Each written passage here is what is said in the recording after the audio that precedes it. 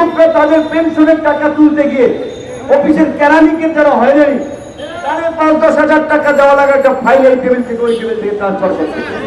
সমস্ত অফিসে একজন শিক্ষক গেলে চা খাওয়াবেন, বিস্কিট খাওয়াবেন, সুন্দরভাবে কথা বলবেন, তাদের দাবি দেওয়া যত দ্রুত সম্ভব বাস্তবায়নের জন্য আপনারা চেষ্টা করবেন।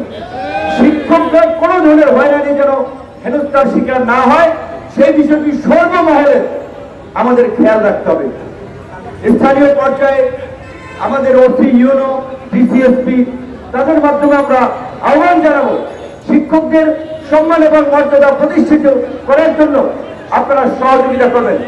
আপনাদের অফিসে যারাই কাজে যাবে শিক্ষকদের প্রাধান্য হবে, সমস্ত জায়গায় শিক্ষকদের প্রাধান্য হবে। তখন মানুষ বুঝতে পারবে এই সমাজে শিক্ষকদের মর্যাদা এই, তখন মেধাবী মানুষগুলো, ভালো মানুষগুলো শিক্ষকতা পেশায় আসবে।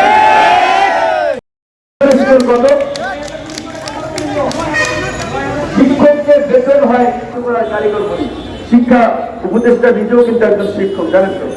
তাই নিশ্চয়ই আশা করি আপনাদের বিষয়ে ধরনের সুযোগ সুবিধা শিক্ষকদের থাকতে হবে। সুতরাং আপনারা আজকে একটা দাবি নিয়ে আসছেন, একটা দাবির পাশাপাশি এইটা তো আমি একমত হয়েছি যে আপনাদের এই ভর্তিটা করা উচিত।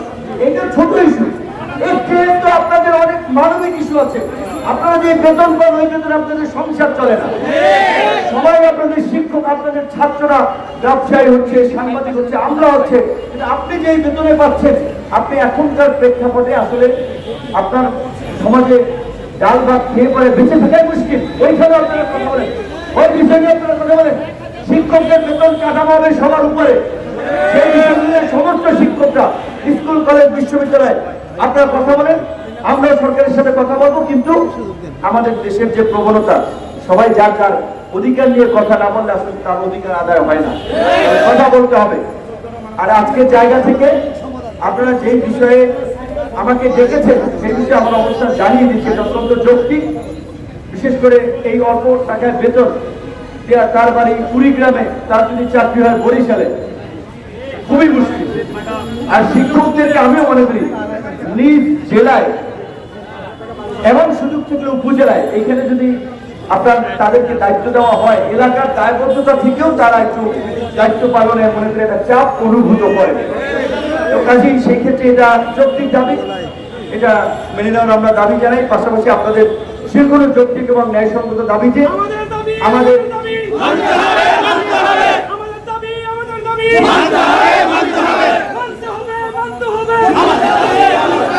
আমরা শিক্ষকদের পরিষ্কার কথা ভাই আপনাদেরকে বলি, আমরা ক্ষমতায় যাব কি যাব না, কবে এমপি মন্ত্রী হবো, এই যে আমরা হিসাব করি না।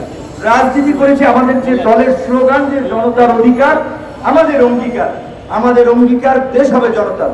এই যে একটু রিক্সাওয়ালা ভাই বসে আছেন, বাসের ড্রাইভার যাচ্ছেন, টেম্পুর চালক যাচ্ছেন, আমাদের শুধু আমাদের কথা ভাবতে হবে না, সবার কথা ভাবতে হবে।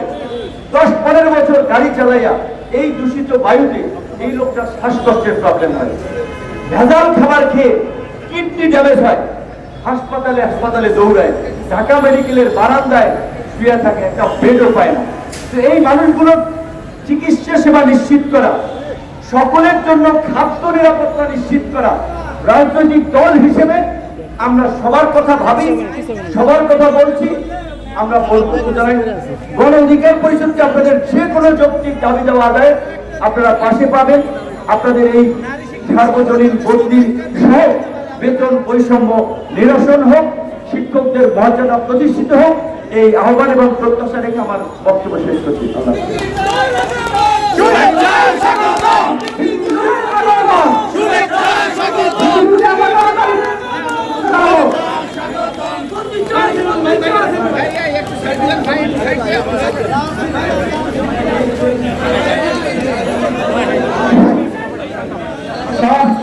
শিক্ষক